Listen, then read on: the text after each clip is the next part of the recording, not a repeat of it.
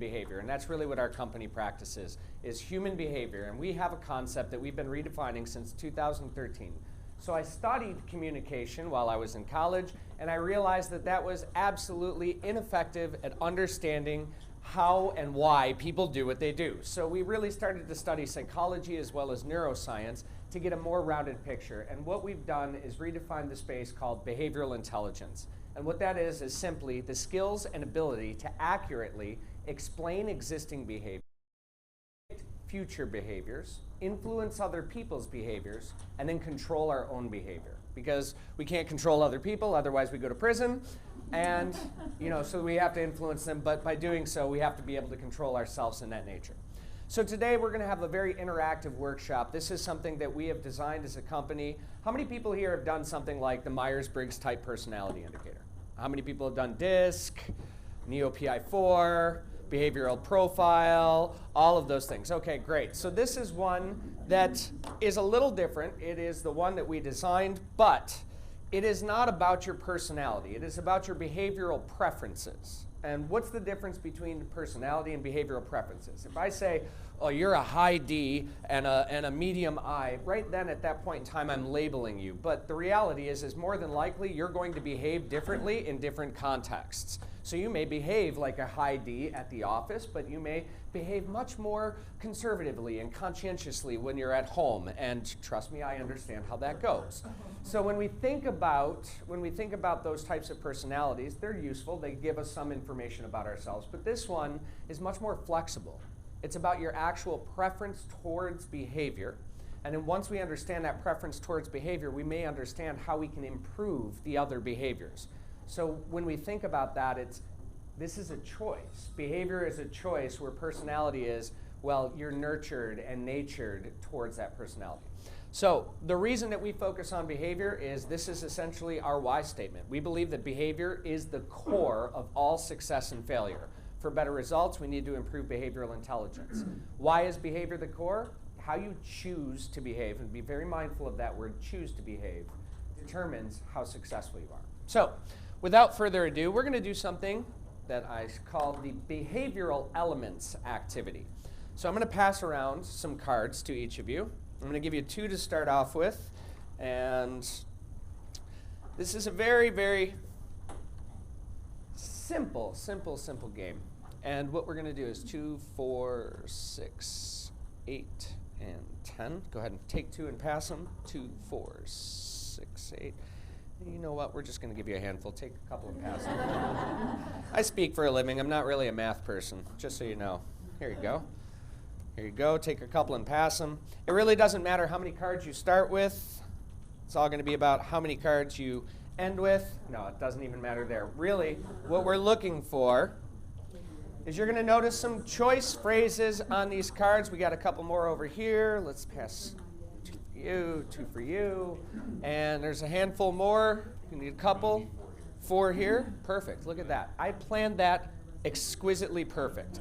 If you don't have 2 cards, that's okay. If you've got 3, that's okay too. So what we're going to do in a minute is we're going to stand up. You're going to network with each other. So you're going to have the opportunity to walk around the room. There's 80 cards in play right now. On those cards are different messages. And what we are going to be looking to do is find the message that really resonates with you. You're looking for at least one card that you're like, that is me, that is 100% me. You're going to hold on to that card.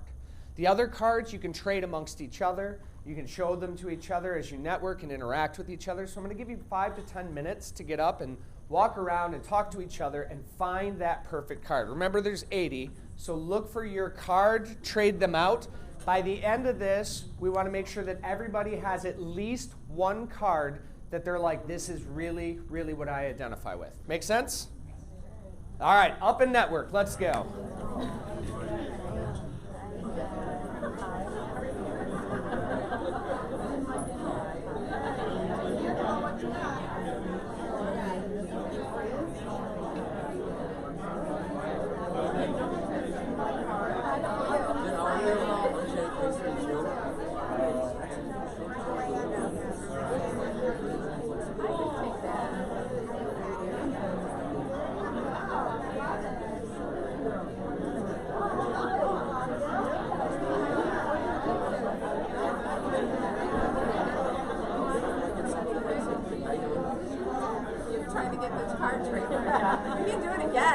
Where are your cards at? What is it? Is Everybody's this serious? folder. Come on.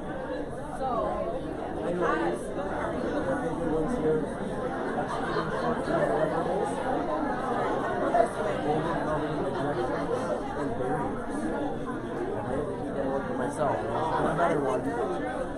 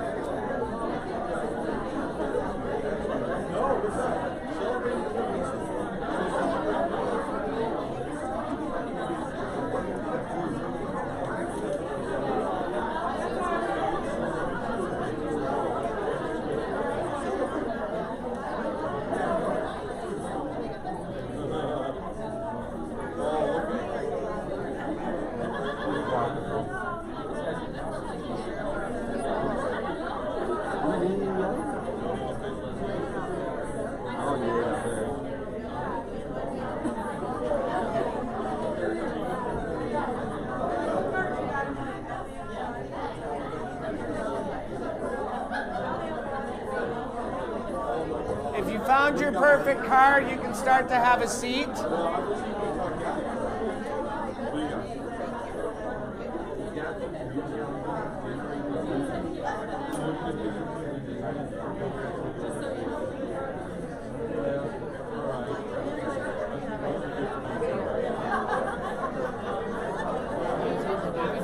I know, that's the goal.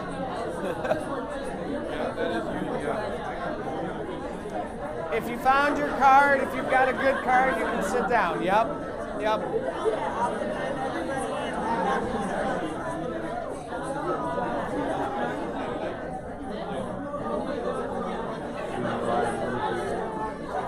If you found your card, you can go ahead and have a seat.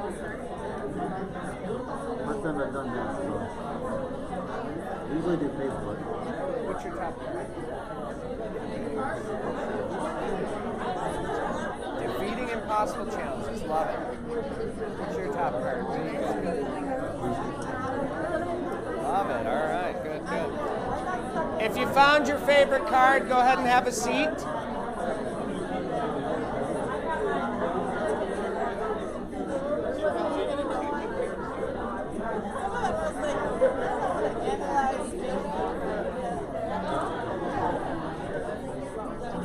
If you found your favorite card, if you've got a card you like, you can go ahead and have a seat.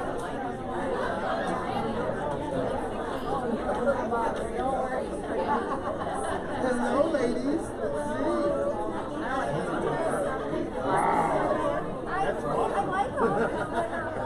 Raise your hand if you don't have a card that you like. Raise your hand if you don't have a card that you like. All right, let's go ahead and find our seats. We'll move forward.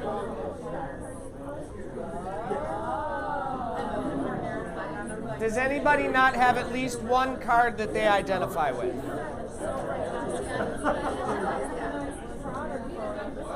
I know, right?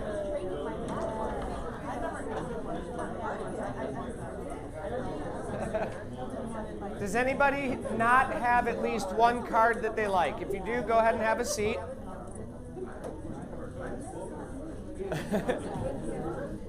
Okay. So now what I'd like you to do, the next part of this, the cards that you have in your hand, what I'm going to ask you to do is to go ahead and put them in order of the card that you love the most up front, and then followed by any of the cards following it that you like. Okay? If you have cards that you don't like or that don't identify you, hold them up for me and I'll come around and collect those from you. All right, so there we go. Let me grab any of those that are not identified. Perfect, perfect. Come over here. Thank you. All right. Do we have more cards that are not in play? Thank you. See a couple hands. Take that one. You can have as many as you like. But if you don't like them and you don't want them, I will take them back from you. All right. So everybody has at least one card that they like. All right, here's what you're going to do. You have that first card on top. That's your favorite card. That's where we're going to start this process. If your first card is red and it has the fire symbol on it, I would like you to take a walk to that back corner over there. Okay? So if your card is red, take a walk to that back corner over there. If your card is blue and it has the water, teal blue, I'd like you to take a walk over here. The top one, whatever your favorite one is. That's okay. If your card is a green with the mountain symbol, I'd like you to come right here. Green with the mountain symbol right here. And if your card is gray with the squiggly line whirlwind, I would like you to come up here.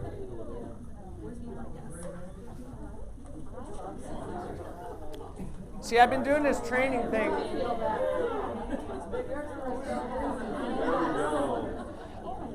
I've been doing this training thing for a while, and I realized at 8 o'clock in the morning it's probably best to get people up and moving a little bit. So what we're going to do is we're going to analyze each other. We're going to do a little behavioral analysis with each other. So ultimately, what I'll need is one of the groups to volunteer to go first. And what I'm going to ask them to do is read all of the different cards that are in their hand of their type, of the type that you're in. As we do this, I want the other teams to be listening very, very closely for what they hear in those behavioral elements. Does that make sense? Yes. Excellent. So which team would like to go first? I saw a fire hand go up, which is not surprising. So, fires. You're going to read any and all of the red cards only that are in your hand, okay? The rest of us are going to listen, and we're going to try to determine what does their behavioral element really stand for, okay? Go ahead and start us off. Overcoming objections and barriers. Winning the battle for the Lord. Exceeding goals and expectations. Celebrating performance, emphasizing speed of delivery. Delivering financial value. Establishing a high-performing culture. Achieving new goals and objectives. Building wealth and resources. Leading the team. Producing results and value and driving urgency. And defeating impossible challenges. Okay, if you have a red card in any of your hands as maybe your secondary, go ahead and read that card out. We'll start here. Has anybody got a red card in their hand? Anybody got a red? I do. You do? Go ahead and read that. Performing at peak levels. Performing at peak levels over here. Being decisive. Being decisive. Driving through challenges. Driving through challenges, great. And I've got two extras here. Executing short-term deliverables and dominating the competition. All right, now the hardest part in the world for a fire, you are not allowed to talk. You're not allowed to communicate at this point in time. We have to get all of them to try to determine what the fire stands for. So let's talk about that. What words come to mind when you think about all of those different phrases that they have claimed? Analytical. Analytical, strategy, drive, type A, performance, goal-oriented. These are our drivers. These are the people that will burn the entire fields in order to get where they're trying to go. They're the high achievers. They're the points masters. They're going to nail every goal. So, what value do they provide to an organization? Get her done. Get her done. You're damn right. Get her done. How would they decide who becomes the leader? Fight to the death, whatever you want to do, right? Absolutely. Last person standing, whoever has the highest results. How do they make decisions? Quickly. Very quickly, easily. Just, we're going to do it, we're going to go, and we're going to figure out whether or not that was a good decision later. Why would they get rid of somebody from their organization? Why would they fire them? Performance. Low performance, absolutely. How do they communicate with each other? Bottom line is. Yeah. Very direct, bottom line. Ain't no time for chit chat. Just get in here and get out.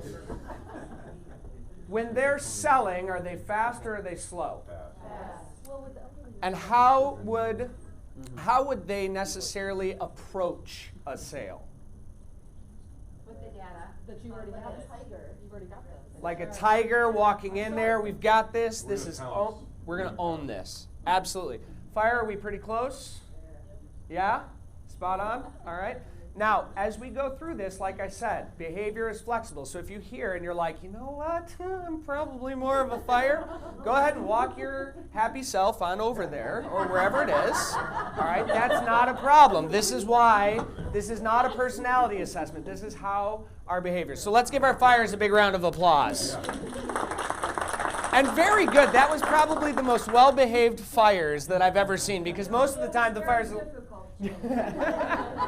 Most of the time they're like, yeah, we'll do it, and they just kind of get into it. All right, who's our next group? Oh, here. Are you sure you're not all right? All right. I didn't see one of those cards, damn it. So this is our earth element. What I'm going to ask you to do is read all of your green earth cards out loud. Everybody else, listen in. Let's hear what they have to say. Go ahead. Following policy. Monitoring organizational efficiency. Promoting efficiencies. Optimizing existing procedures. Streamlining productivity. Developing processes and procedures. Reducing costs and expenses. Reducing risk exposure. Okay. Are there any green cards in anybody's hand over here? Documenting policy. Regulating employee behaviors. Encouraging collaboration. Overseeing process completion. Focusing on quality. Okay. Any green cards over here? Of course not. It's weird that you're on the opposite sides of the room of each other. I don't know. That was an accident, a happy one. Here's a couple extras. Maintaining technical specifications, emphasizing process-focused solutions, creating new systems, administering controls to lower risk, establishing hierarchy, minimizing system errors, and analyzing data. All right. So now our green element, our mountains, our earth. You guys have to quiet. What are the words? What do we think of when we think of our earth element? Analytical. Rules, analytical. What's that? Process-driven. Process-driven, very much so. This is a very process-focused group. Very good. We'll get into that, absolutely. So what value do they provide an organization? Being exact, structured, safety, stable, stability, absolutely. How would they decide who becomes the leaders? They tell them. They would vote. They would go, we need to check the bylaws because the bylaws suggest, right? How do they make decisions?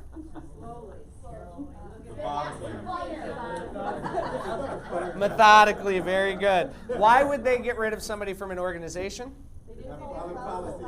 They didn't follow policy, mistakes, yep. So how do they communicate? Long emails, oftentimes. Long emails, what's that? In bullet points, yep, structured bullet points. What type of jobs would we find them in? HR, where else? Accounting, finance, law, often. Yep, very good. How do they communicate? How do they do in sales? How do they approach a sale? What's that? Data, very data focused. Here's what it's going to do, this, and this. And what else might they do?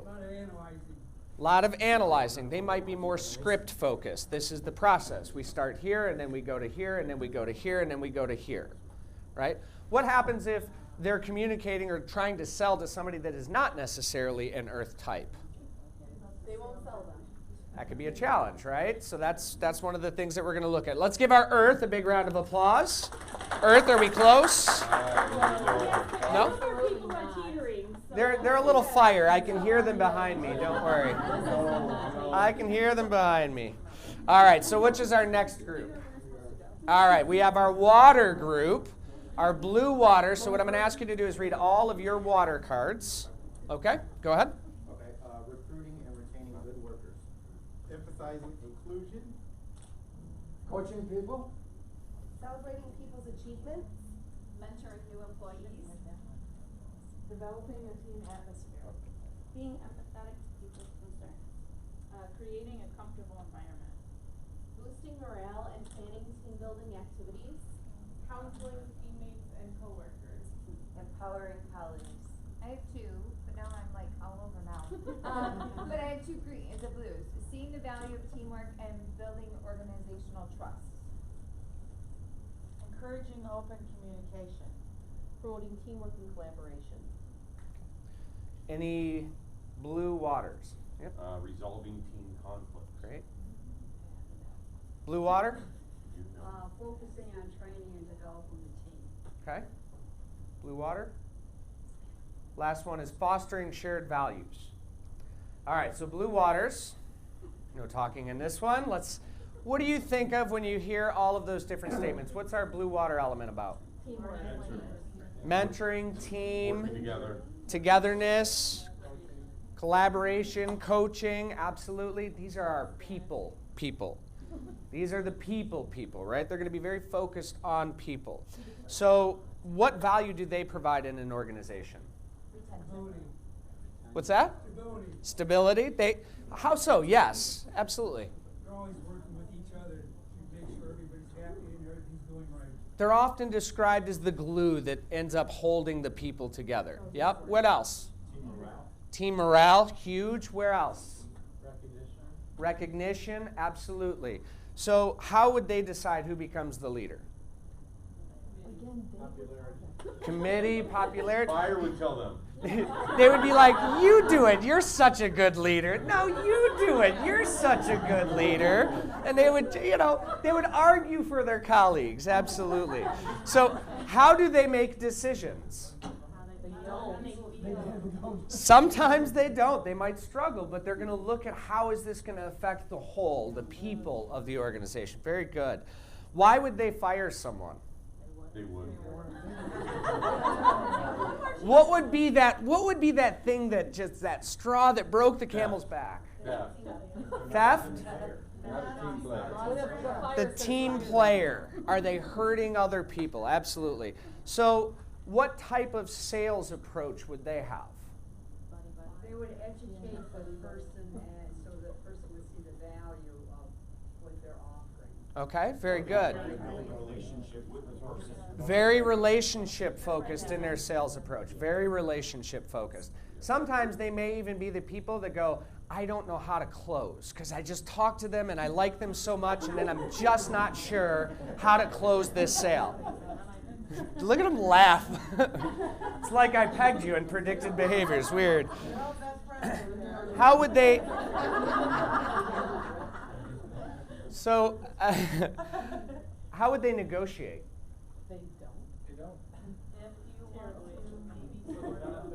What do you think? How do you feel? If you looked at it, it'll say it's pretty easy to say fire is win, right? And it's pretty easy to look at Earth and to say they're going to be pretty balanced. They're going to methodically look at the data for each side. If we're looking at water, what direction? Win-win, win-lose, lose-win? they're going to probably give in just a little bit in order to appease the other side a little bit more.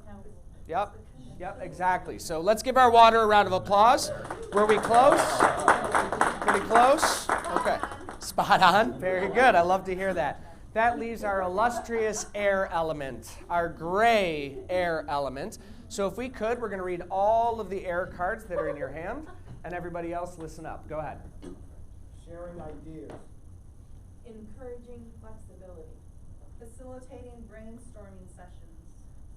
Adapting new challenges. Generating solutions. Creating new products and ventures. Discovering new technologies. Emphasizing entrepreneurial spirit, exploring new territories. Envisioning the future. Discovering new ways of doing business, developing innovative products or services.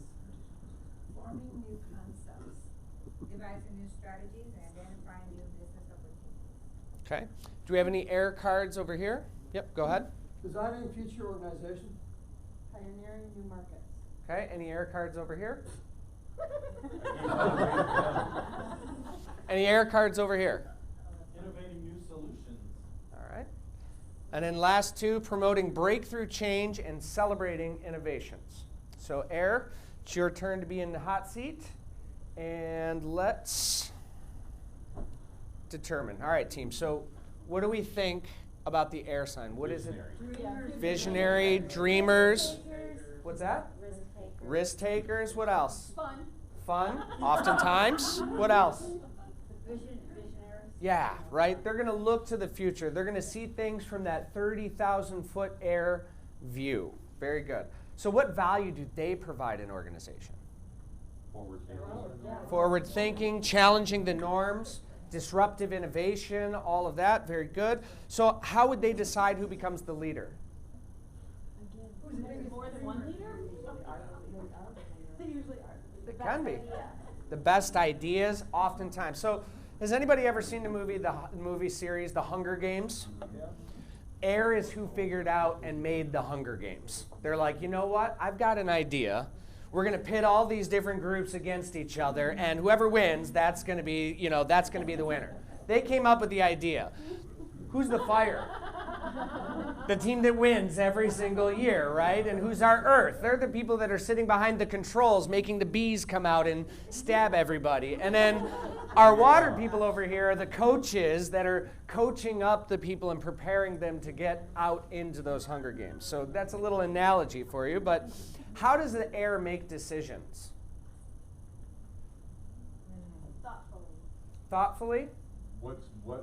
How are we going to accomplish things?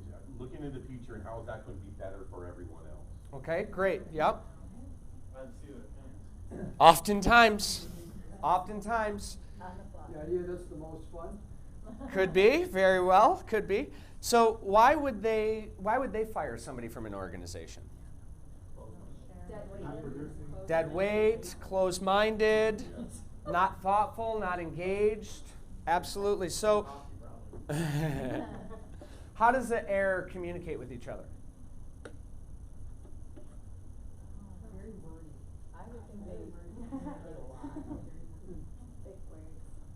I've got an idea. Oh, I've got another idea. I've got another idea. Look at this.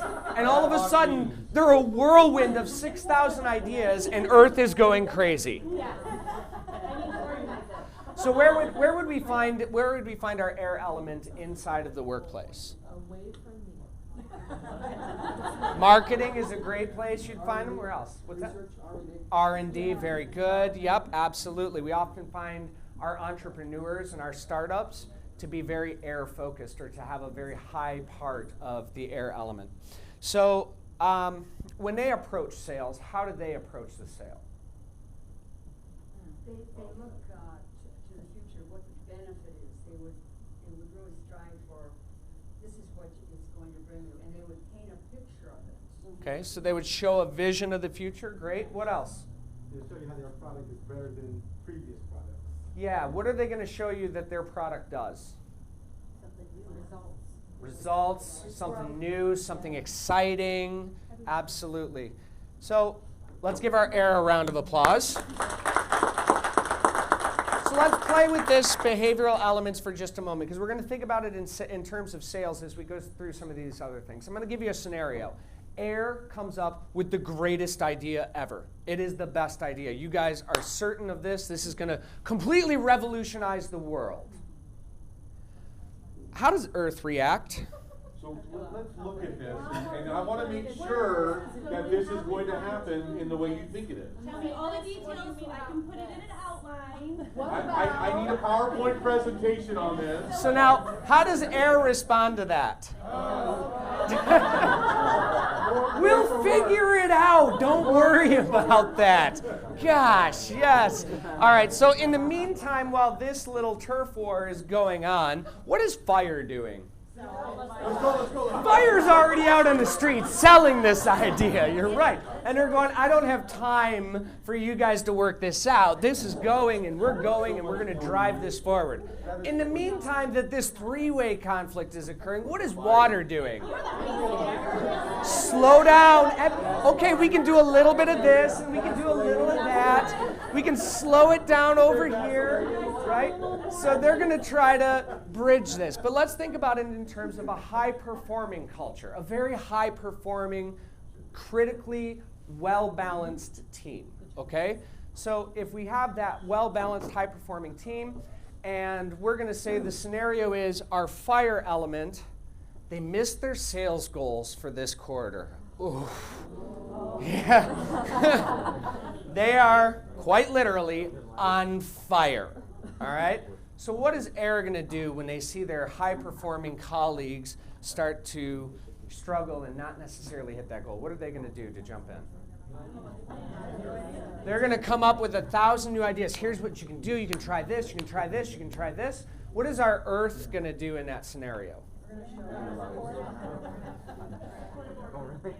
They're going to create, they're going to create some structure. They're also going to probably be looking at the data for why did this occur?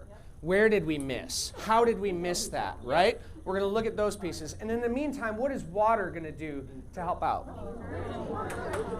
Yep. You can do it. They're going to push that morale up. They might be the team that also, okay, do we need training? Do we need support? Can I carry your boxes for you so that way you can be more effective and spend more time in the sales? They're going to be looking for any way that they can support. So we see how these elements interact, and they can create all kinds of tension and conflict with each other, but they can also complement each other's behaviors so effectively that it drives an organization's performance through the absolute roof. And a lot of times when we're looking at the way that people behave, again, this is a preference. So if you were to guess where you think I might land on our elements, where do you think I would land? So fire. Okay, so this is where I would be a fire. That is my primary. But the important thing is we're all of these elements. My second closest is going to be air. And the way that I determine why am I a fire or why am I an air, because I use innovation and breakthrough concepts to win. My primary is let's win, let's drive, let's go forward, here we go. I need that innovation. Now, when I started my first company back when I was WorldLink Communications and here in 2014, I did not have an amazing, I did not have the same level of support that I have now. Like for my teammates here, I looked at this and said, I've got all these ideas and I'm just running with these ideas, but I have no structure. So I got a whole bunch of business. I needed, yes, thank you. Look, and here we are today with products and everything. It was the weirdest thing that happened, right? So I got structure as part of my partnership.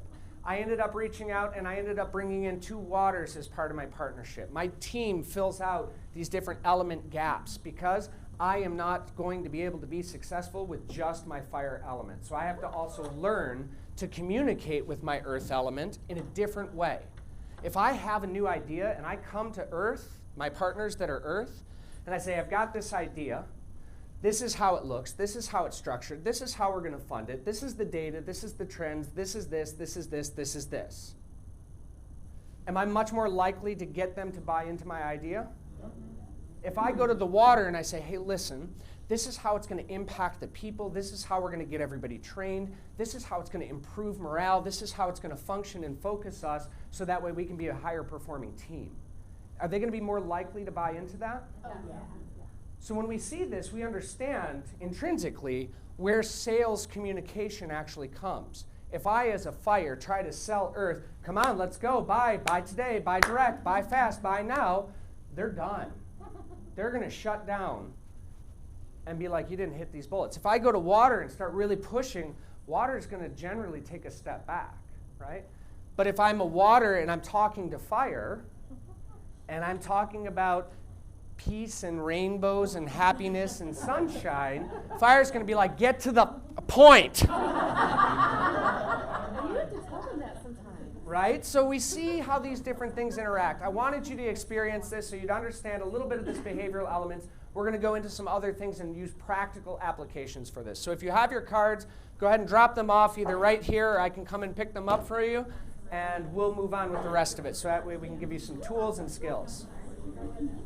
See, now I'm like more here or there, so. There we go.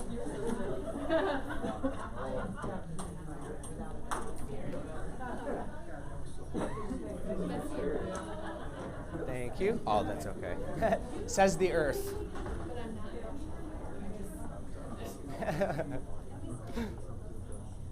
All right.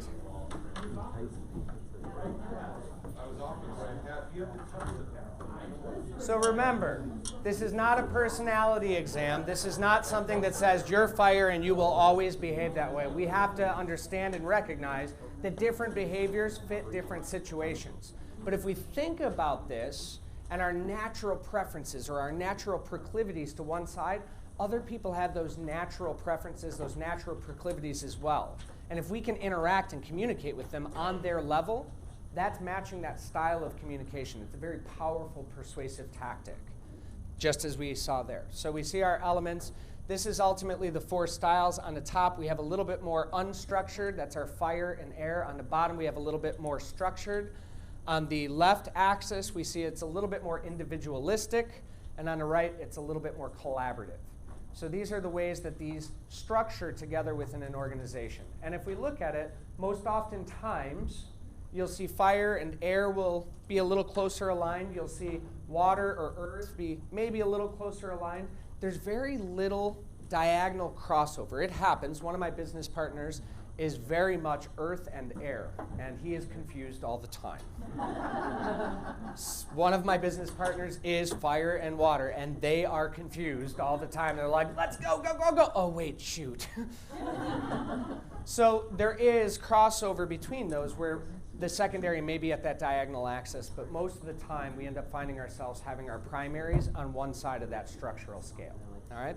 So let's talk about this. If we're learning this about ourselves and behavior, by the way, if you take a moment right now and you think about maybe your colleague, your spouse, your partner, somebody, put somebody in your mind, do you think that you can accurately identify most likely what their behavioral element would be? Yes. That's why we designed this way. It's as simple as it gets. When you're talking with somebody and they send you that bullet-pointed PowerPoint, guess what? You have a pretty good indication they're communicating in a structural manner. If we were to do all of this today and we were going to go through the entire program, we actually break up into the groups before we analyze, and we have them do a project. We say, your organization has been given $10 million to build out the best organization possible. What do you do? And we give them time. And fire usually sits over there and goes, all right, we're going to invest it here, and we're going to do this. We're going to double the money. We're going to have these types of things. We're going to make so much more money off of this money. Whereas water oftentimes is going to be going, okay, well, we can build a training facility. That's going to really empower the people. And we're going to put a new lunchroom in there because that's going to make them happy. We see the earth. Earth is one of the only ones that literally will bullet point and sub-bullet point all the way down the page. Just behaviorally, their entire sheet is all structured, and there's a process focus to it. And in our air, sometimes draws pictures or squiggly lines or these Venn diagrams and charts, and it's really interesting to see that these behaviors manifest without even people realizing that they're a part of a specific type, because that's, in many cases, where our behavioral preference lies. So let's talk real quick. Why do people buy things? What are some of the reasons that I purchase your products or somebody else's products? Emotional. Emotional, great. What's that? Need, very good. You transfer your passion about your product to that customer, and he gets that same passion. Okay, so passion, tapping into that empathy, tapping into that emotion, great, yeah. Solve a problem. Solve a problem, like that. What else? Somebody referred them. Referral. Keeping up with the Joneses. Keeping up with the Joneses, absolutely. Status and ego. What else? I heard one over here. Gratification. These are all excellent reasons why they do. So let's do In a. my case, it's taste, freshness. On Tuesday, by the I way. like that. All right, all right. I would say that fills a need, right? That certainly fills a need. So we're going to do a quick activity again. What I want you to do is I want you to partner up with somebody that you don't know as well, somebody that's, maybe an opportunity for you to meet with each other. And we're going to do an activity called Sell These Glasses. All right, so these. Ooh, James Bond. Yeah, thank you. Right? Yeah, there we go. So what I'm going to ask you to do is find a partner that you haven't necessarily worked with a ton, but connect with them, and you're going to have a minute to try to sell these glasses. One person will go first, then we're going to break, and then you're going to have the other person try to sell these glasses. Does that make sense? All right, everybody stand up, find a partner, and these are the glasses that you will find.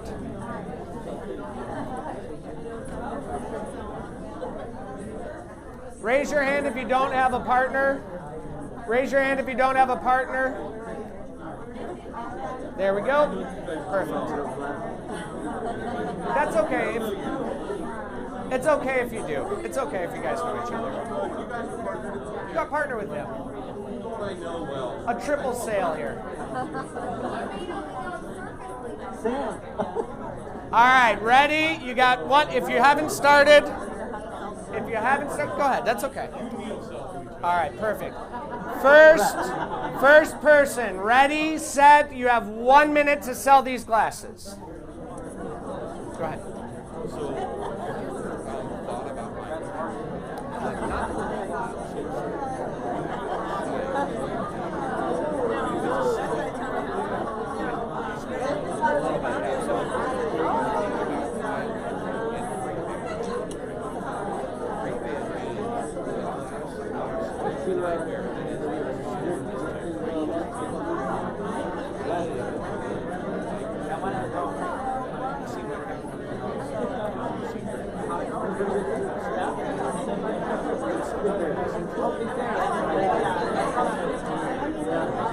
All right, that's time. That's time. We're going to switch up. How many people got a sale?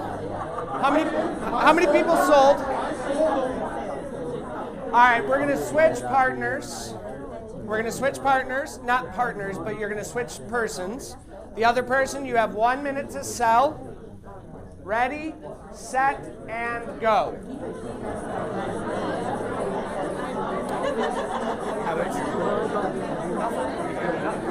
Nothing. It's all about the approach, right? You did a really nice job. You played to the ego, which is part of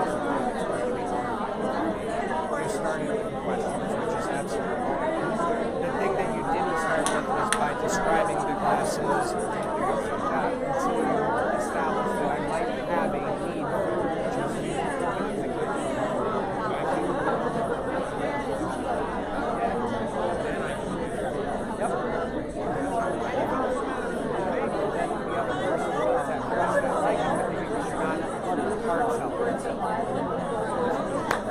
Yeah, give me those. Let's go. Register now.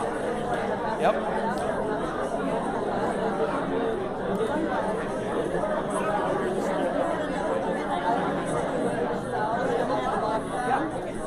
All right, time. Who got a sale? You did. All right, very good. Go ahead and sit down and let's talk about this. So I'm going to share with you just a little bit about this activity. Who here started by talking about how amazing this product was? Okay. How many people started with, hey, how you doing? My name's Jay Johnson. It's really nice to meet you. That is the first opportunity that you have to make a physical contact with another human being, which is one of the most powerful sales tactics. Liking is absolutely critical.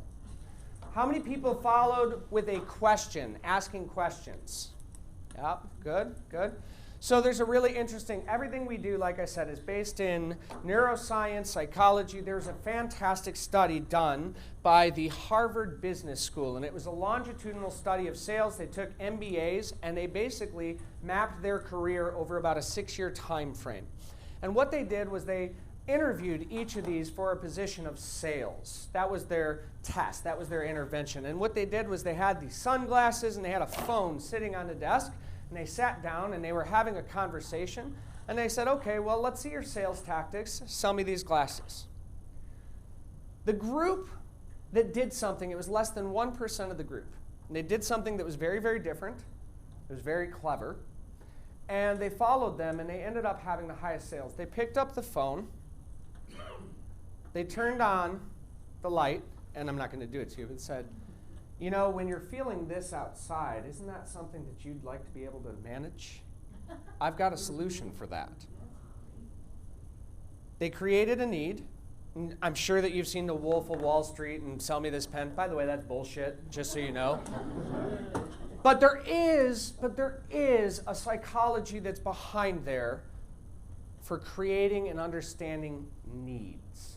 People buy things to fulfill needs. And we heard a lot of those needs that were being talked about. We heard about food and sustenance and those physiological needs all the way up to the spiritual, the intimacy, the moral. How many of you buy something because it's good for the environment, maybe pay a little bit more for it?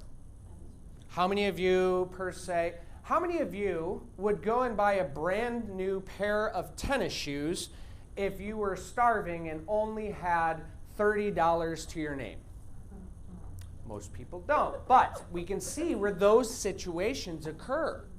We can see where those situations occur because one need is then outweighing another need. And that's not a value statement. That's how the human psychology works. We look at these different things and we say, what is most important to me right now? Is it the status? Is it the, how many of you drive the cheapest, most economical car ever? How many of you have like a K car? Okay? How many people have a car that would be considered a luxury brand? And this is not a value statement, but a luxury brand or a higher, you know, it's got the nice sport package or it's got the all-wheel drive package or whatever else.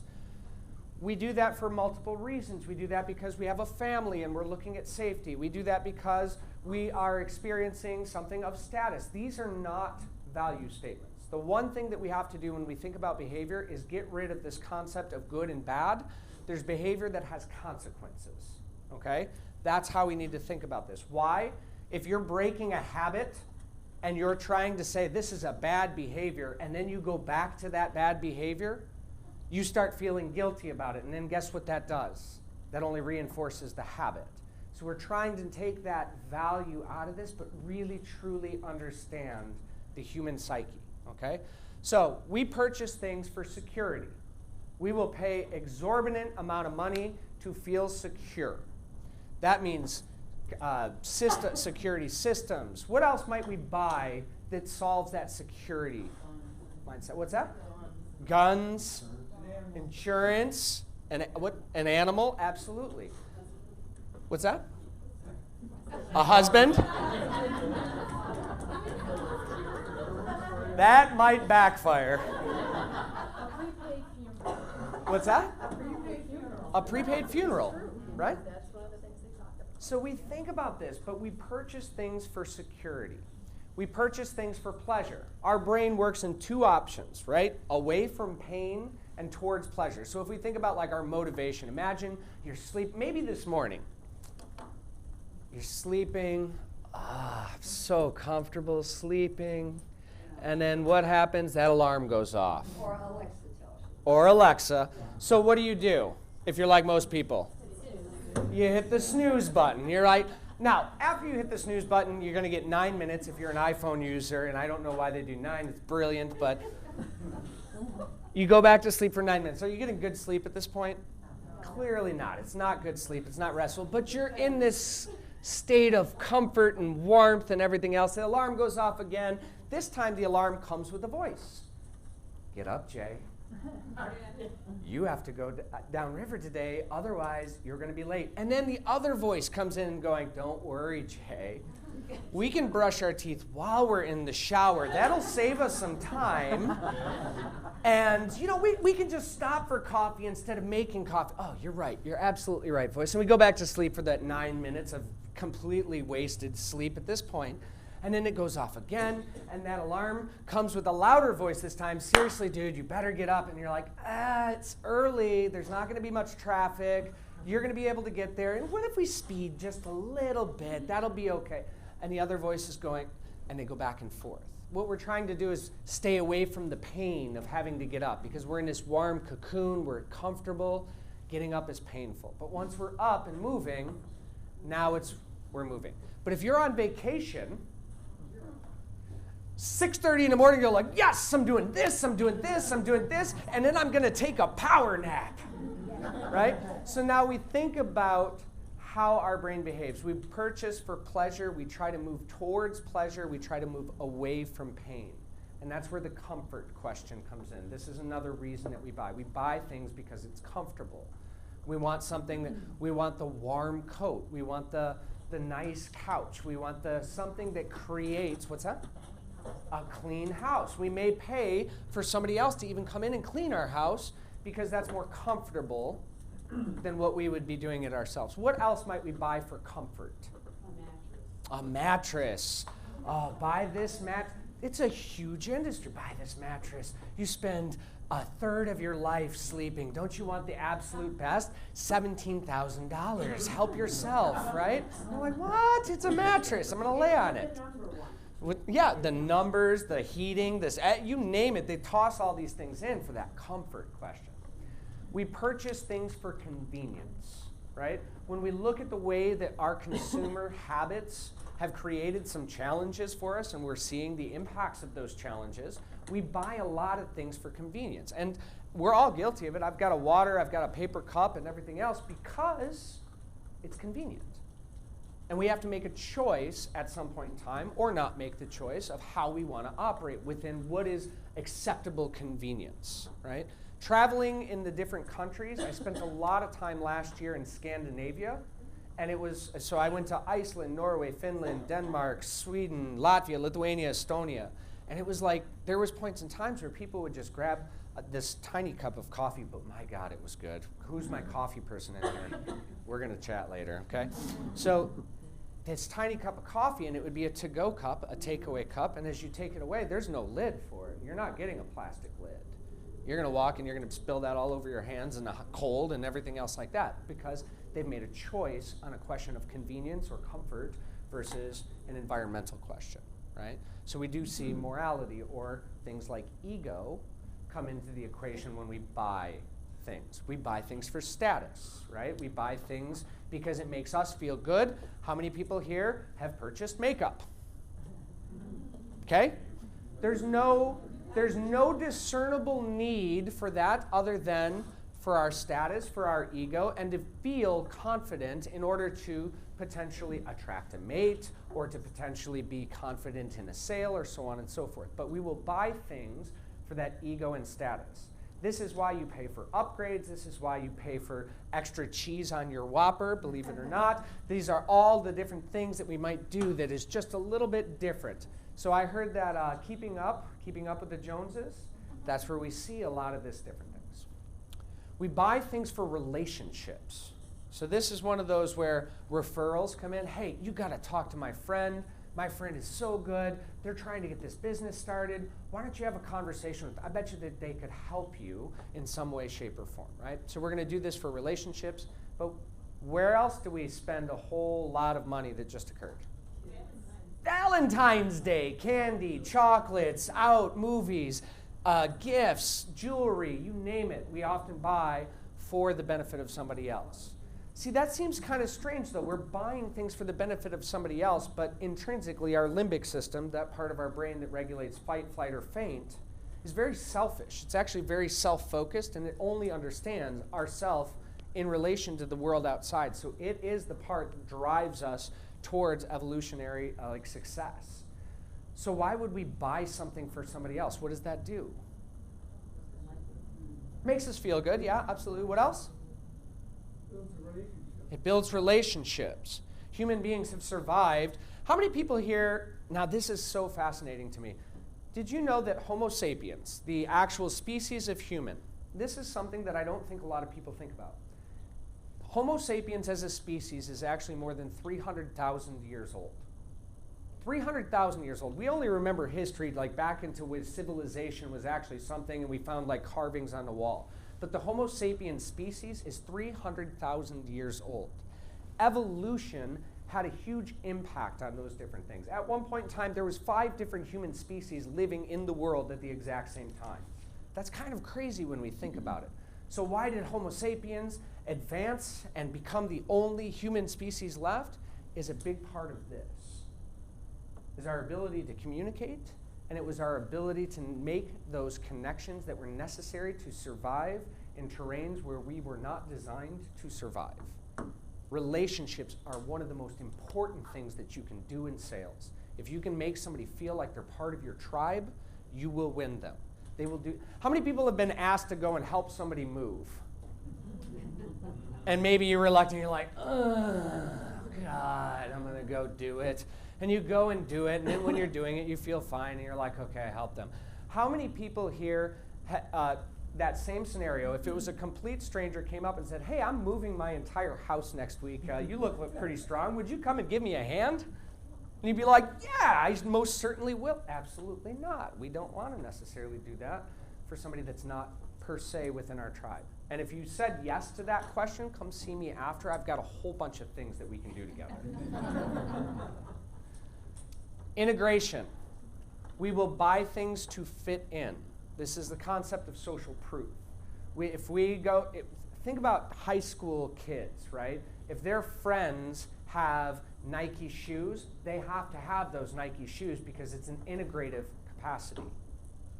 They have to integrate into whatever that social tribe is or that capacity is. What's that? Torn jeans. Torn jeans. What is the purpose of torn jeans? Like, it seems like a defective product, right? If we think about it from a cognitive perspective, but this is where emotion gets involved, and status and style and all of those other pieces that come into the sales process. We also buy things out of guilt. How many people here have bought something for somebody because you really screwed up? How many times have we looked at something and said, oh, gosh, Christmas, this is the best time. I have to buy like 6 extra, Starbucks gift cards or something like that to keep in my back pocket, just in case one of my mean friends comes up and says, I got you this gift. I was thoughtful in thinking of you. And I'm like, all right. I was thinking of you too, Starbucks. Oh, you don't drink coffee. Damn it. But we often buy things for guilt, and we feel a sense of guilt. Now, ultimately, we buy things to solve a problem. We're trying to solve a problem. We're solving a problem of our status, our ego. We're solving a problem of our discomfort. We're solving a problem of our relationships or any of those types of things. So when we think of that problem solution mindset, when we get into sales, that is something that we need to think about our products. How do we position our products that are actually going to solve a real need or a challenge or a problem for somebody else? We have to build that relationship too. So we're going to talk about closing. And I got 3 different pieces that we're going to kind of go through here and how to use this and how to use this knowledge. So we have this knowledge. We're all on the same page. We can explain the behaviors of how people are going to act or what they're going to do. We can predict how they might think about our products. So now let's look at the influence measures. The first is building rapport and liking. If people like you, they will do business with you. And this is something that even 6 years ago, we talked a little bit about building rapport as part of body language, which is one of the areas that I really focus on. So there's this concept. Anybody here heard of the limbic system, the fight, flight, or faint? all right? This is the fastest system in the brain. It's connected directly to your eyes, your ears, your mouth, your fingers, your smell, all of it. All of those senses go through into the... How many people here have ever like smelled something and felt like you could taste it? That's because those neural pathways actually connect right before they go into your amygdala and into that limbic system. So these are all circled through there. From there, it is determined, is this a threat? If it's a threat, we react as though it's a threat. If it's not a threat, the neocortex kicks in, starts analyzing it logically, so on and so forth. Why does that happen? Because 300,000 years ago, when we were in existence, we were not taking the time to try to understand all the world around us when we were running from this person on a screen. Okay? Why am I telling you all this? Why is this important? Because the limbic system is one of the most powerful systems in the brain, and it releases 3 chemicals, 3 very critical stress chemicals into the brain when you're feeling in anxiety or when you're feeling fear or anything else. What are those 3 chemicals? Do you know?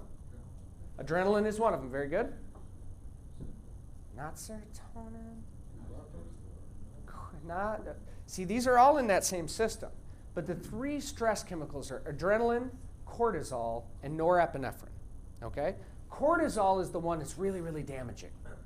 If you have prolonged cortisol, that's where we see people from depression or anything else, it'll literally shut down your immune system. It shuts down your metabolism. Why is that? Why do we even have that chemical inside of our body? Because of this person right here. Because when we were afraid or when we were nervous or anxious, that cortisol came into the system and shut down the metabolism. Why? Because I don't need to be digesting food when I'm trying not to be digested. Right? It shuts down the neocortex. I don't need to be making mathematical computations when I'm running from the lion. Let's think about this. If you've ever been in an argument with somebody and you're fighting with them, blah, blah, blah, blah, blah, and you're super angry and anxious, and then you walk and you get about this far away and you're like, damn it, I should have said this.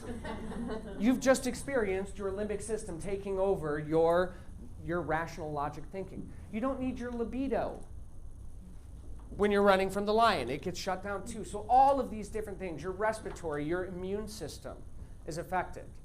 And the problem is our limbic system doesn't know the difference between this and standing here in front of everybody. It doesn't know the difference between this and buying a house.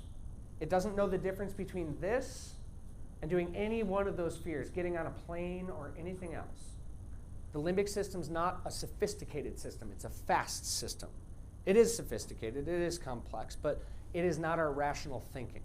So where do we see the limbic system in action? First, gentlemen, if I was in this stall down here, which stall do you go to? This one right here, as much distance as possible. Now, if you really want to creep somebody out and they're down there, walk all the way, all the way, all the way, all the way, and stop right there. And just don't look at them. Just stand there and do your business. They will literally, you'll see the shift, you'll see the turn and everything else like that because cognitively, we're in a prone position. Does anybody have a dog? Does anybody see their dog when they let them outside and they go outside and they do the little sniff around, and they find their spot and then they turn and they go, and they just make that eye contact with you? They're in a prone position. They're saying, dude, you got my back, right? Like if an eagle swoops out of the sky, you're going to be able to save me because I can't do anything in this position. Same behavior, right? We are an animal species. Same behavior. You also see this in the elevator. We have something we call the elevator dance. You get into the elevator, what do? First thing, back up against the wall. Why? Can't be flanked. I'm protected. I'm safe here. Now, if you're in the restaurant business, what can you do about that for your customers? Never put your customers back to a window. The person sitting across from them will be distracted, number one, because we naturally are constantly scanning. Limbic system is 24/7, 365. And the person with their back to the window is less comfortable. They'll be less satisfied with their meal. Interesting. If you want somebody to not trust you, by the way, make your place smell like fish. There's really good, this is why I love what I do, right? Looking at these different things. If you want them to really like you, make it smell a little bit nicer than fish. But anyway, so we're in the elevator. Rabbit hole, sorry, that's what I do. Air, see, that's where the air of me comes out. So you're standing in this elevator, the elevator dings, somebody comes in, and you do the sidestep shuffle right to the corner, they take their corner, and then you just kind of stand there, and you look at the clock, and hopefully, whatever it is, or maybe you're playing on your phone, The elevator door opens again, you take your spot here, they take their spot there, and everybody's comfortable because we all have our own wall, our own territory with these strangers that are in there. Our limbic system doesn't know them as other people. It thinks that 1 out of every 1 person is a serial killer. So it has positioned you to be safe. Now, the next person that walks into that elevator, you watch, they're going to scan really quickly and immediately identify the person that they think will kill them the least and stand in front of them.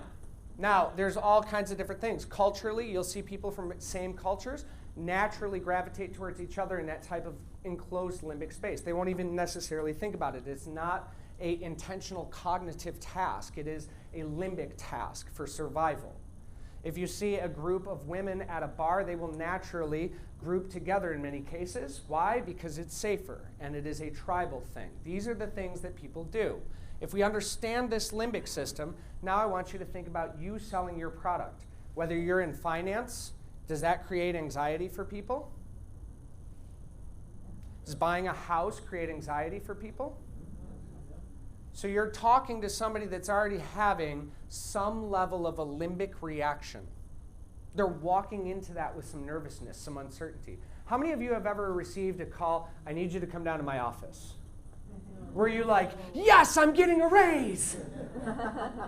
Or were you like, oh God, what did I do? And you start thinking about all the possible negative pathways or all the things that maybe went wrong or why am I in trouble right now? And you get down there and the boss is like, I'm ordering pens, red or blue.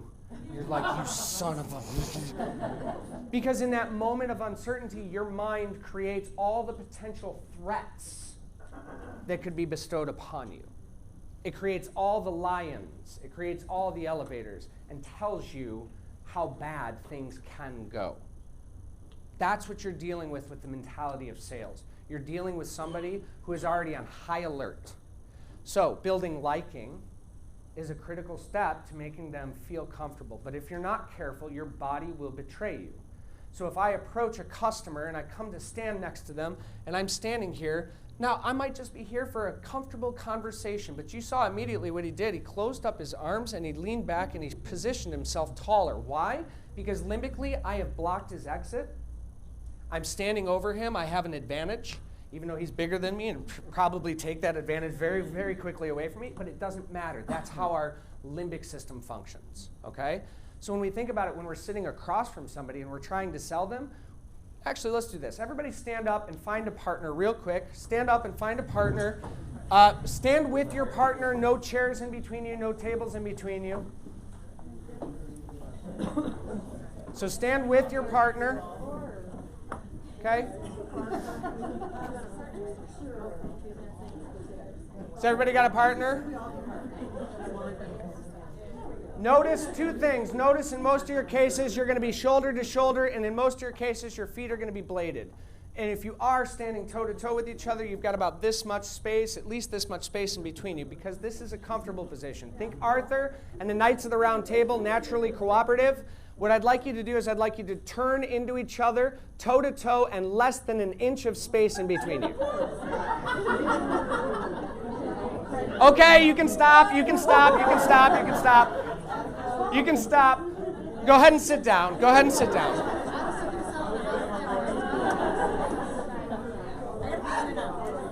So did you hear the reaction as soon as people turned? It was like, ah ha ha! Oh, God, this is uncomfortable. Why is this? But we're all friends. We're all in the same group. We're all here to learn together. We're here to help each other. We're here to business with each other, right? It doesn't matter. Your limbic system does not know that person from anybody else because it is an internal process. But at the moment that you're face-to-face, this is what I get to see. You all got taller by about 2 inches, and then you started looking like you were doing the limbo, and then covering up and smiling. Remember Seinfeld and the face-to-face, the one who kept getting everybody's space? That would be so uncomfortable. Yeah, absolutely. So here's a quick tip. When you're selling with somebody, think about how their brain is reacting. Am I standing over them? Am I triggering that limbic system?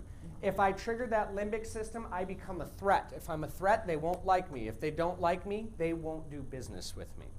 But if I can get them to like me, if I can be a limbic aid, if I'm somebody that is a friend that puts food on their table, something so simple. How many people have been asked, would you like a water? How many people have said no to that question?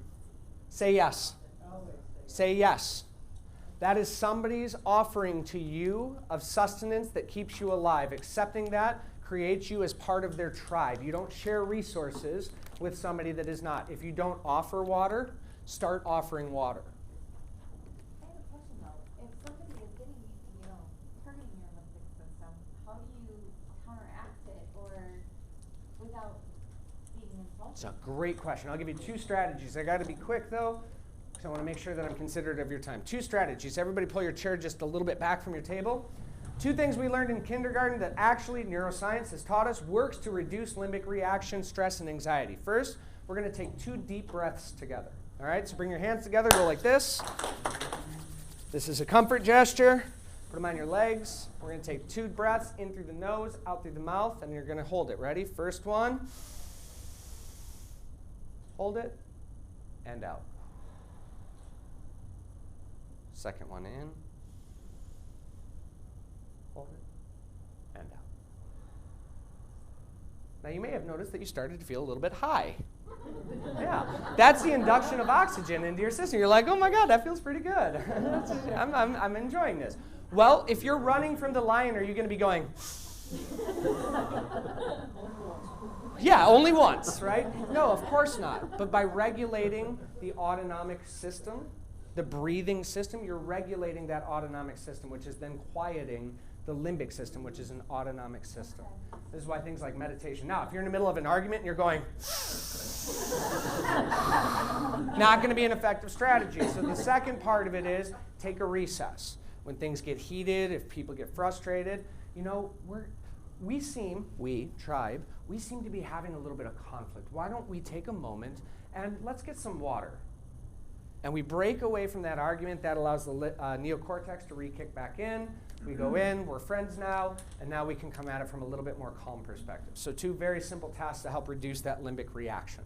Otherwise, when we react limbically, we put our foot in our mouth, and then we have to apologize later, and sometimes we sleep. Did anybody see the meme with the guy that's sleeping outside?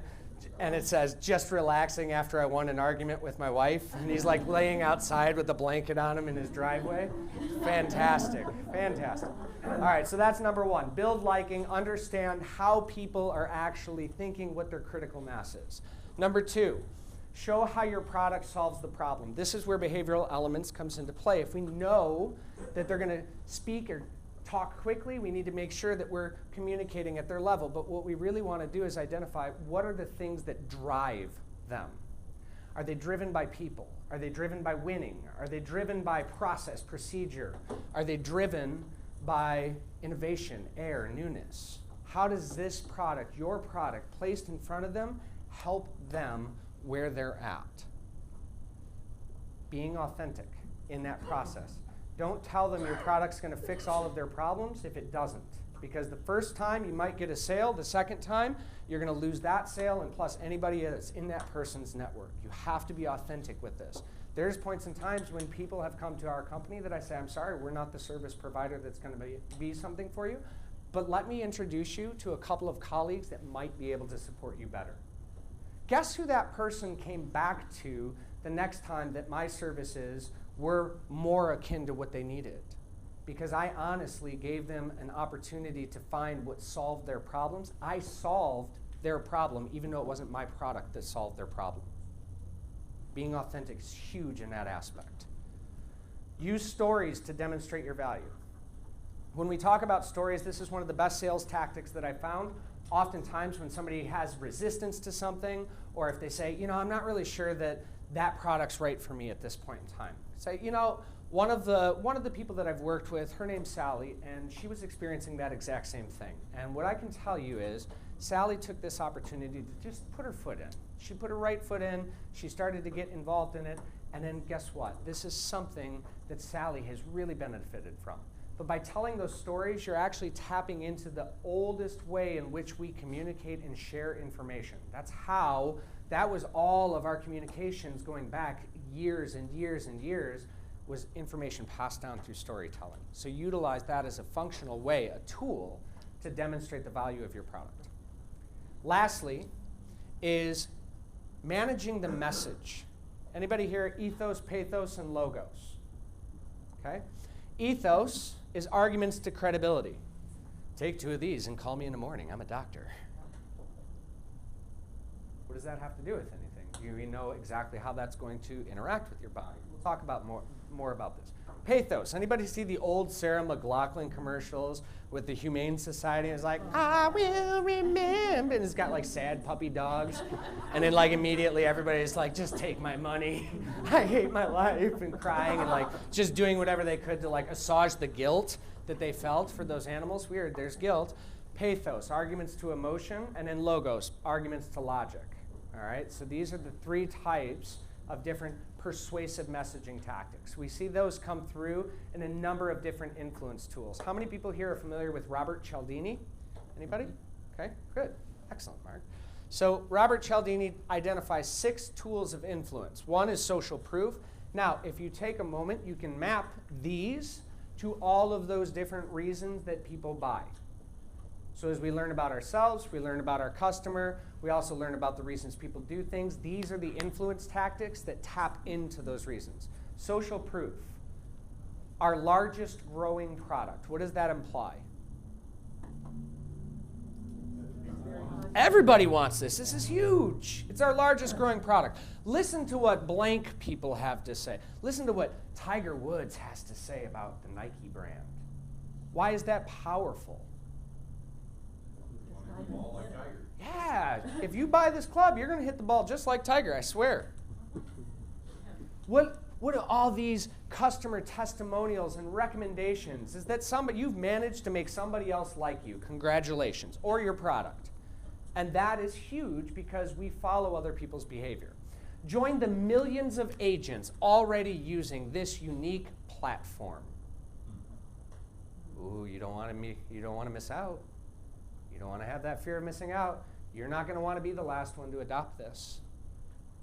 All of those are tapping into those psychological drives that get us to buy things, whether it's fear of missing out, whether it's comfort, whether it's status, ego, integration. All of those different pieces are tapped into from that social proof. That's one of the tools. Second one, reciprocity. This is where we see gifting and buying something or doing something for somebody. If you scratch my back, I'll scratch your back. Alvin Gouldner in 1960 actually went around to tribal cities that have never been touched by Western civilization or culture and brought them gifts. Guess what every single different group that he interacted with did in return? They gave him some kind of gift in return. And sometimes he would bring in something that was a football. And they would give them a gold statue that was clearly far more valuable than the football. It's not a zero-sum game.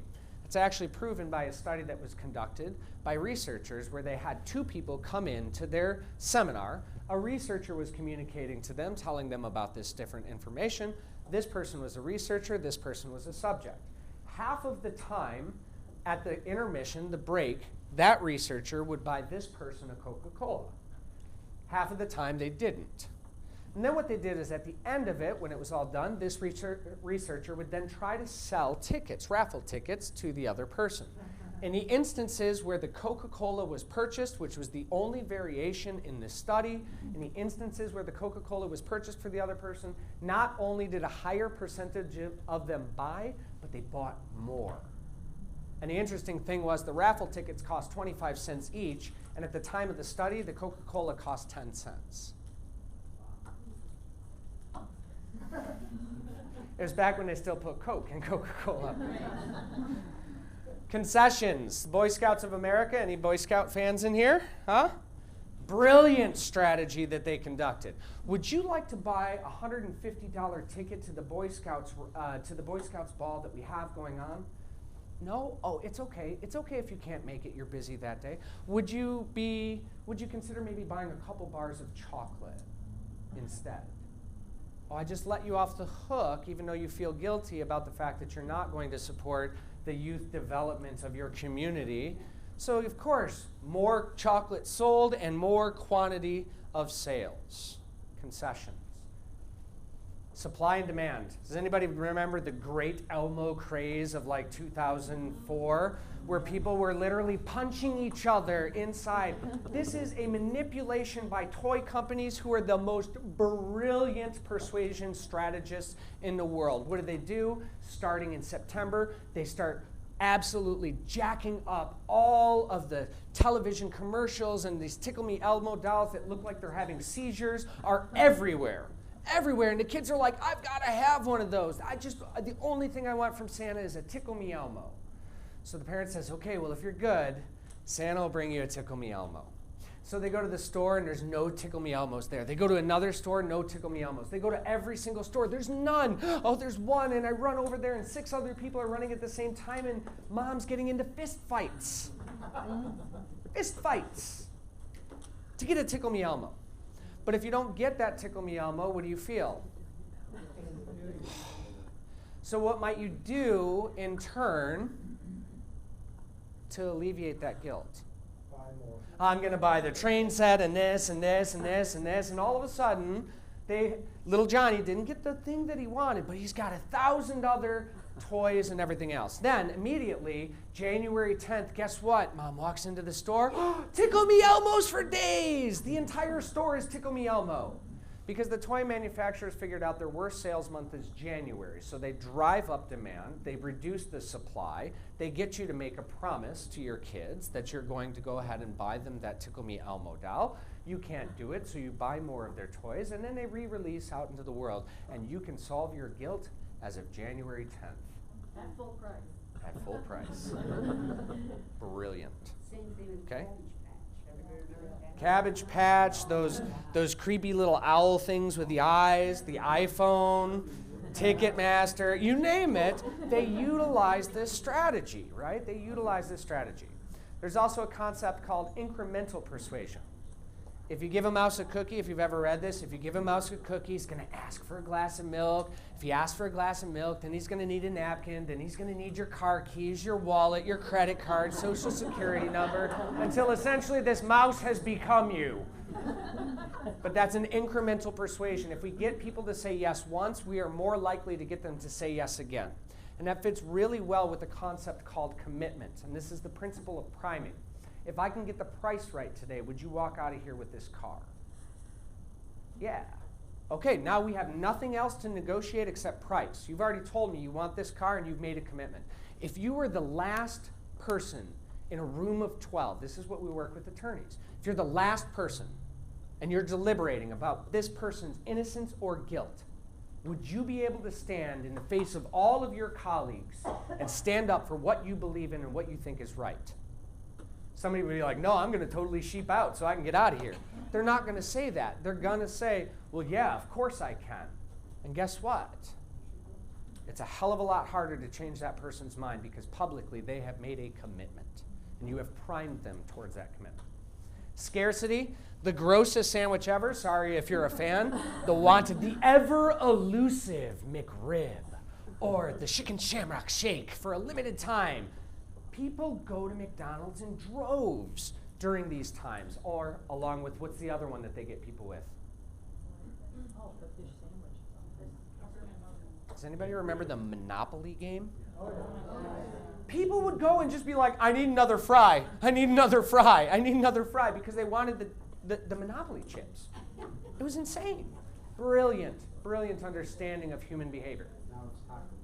Okay? Yeah, exactly. So here's the thing that I want to be very, very critical and upfront about. These and this understanding of human behavior and human psychology, this understanding comes with great power and great responsibility. If I am manipulating somebody, that is very different than persuading or influencing them. Manipulation is where I am doing something or getting them to do something that will be detrimental or cause a harm to them. If I intentionally know that I'm selling a product that is going to poison their children, that is a manipulation. Influence is building a relationship and using these principles ethically to understand I have a choice of going to McDonald's or Burger King. Which is my choice? I might use an influence tactic to make them choose my business over somebody else's business. Does that make sense? This is not something to say, now I can go out there and psychologically manipulate everybody. This is more to understand how are you being psychologically manipulated? How are you being sold to?